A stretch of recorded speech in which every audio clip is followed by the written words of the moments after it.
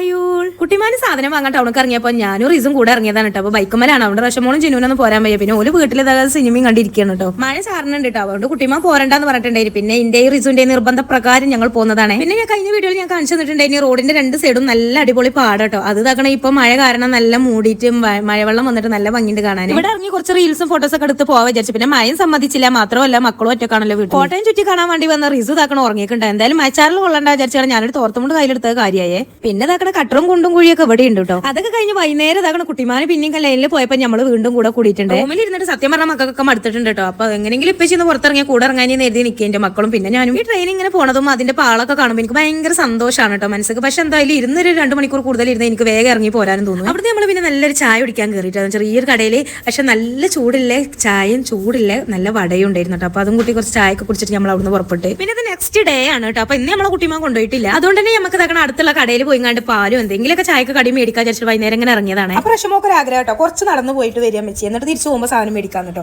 അങ്ങനെ കുറച്ച് നടന്നപ്പോൾ ഒരു അമ്പലം പിന്നെ അതിന്റെ മുന്നിൽ ഒരു വെയിറ്റിംഗ് ഷെഡൊക്കെ കണ്ട് അപ്പൊ കുറച്ചേരം അവിടെ ഇരുന്നതാണ്. പിന്നെ എനിക്ക് ഇവിടെ തോന്നിയത് എന്താണെന്ന് വെച്ചാൽ ആണുങ്ങൾ വണ്ടി ഓടുന്നതിനെക്കാട്ടിലും കൂടുതൽ പെണ്ണുങ്ങളാണ് കേട്ടോ ഇവിടെ വണ്ടി ഓട്ടുന്നത്. അങ്ങനെയൊന്നും എനിക്ക് തോന്നി. അത് എന്റെ ഒരു കുഴപ്പം കൊണ്ടാണ് എനിക്ക് അറിയില്ല. പിന്നെ അതൊക്കെ നമ്മൾ കടയിൽ നിന്ന് സാധനങ്ങളൊക്കെ മേടിച്ച് വന്നുകൊണ്ടിരിക്കുകയാണ്. ഈ ഒരു എട്ടുകാലിന്റെ വല നോക്കിയാണ് എത്ര റിസ്ക് ഉണ്ടല്ലേ എങ്ങനെ ഒന്ന് കെട്ടാൻ. അപ്പൊ അടുത്ത വിശേഷങ്ങളായിട്ട് പിന്നെ വരാം. അപ്പൊ എല്ലാവർക്കും ബൈ.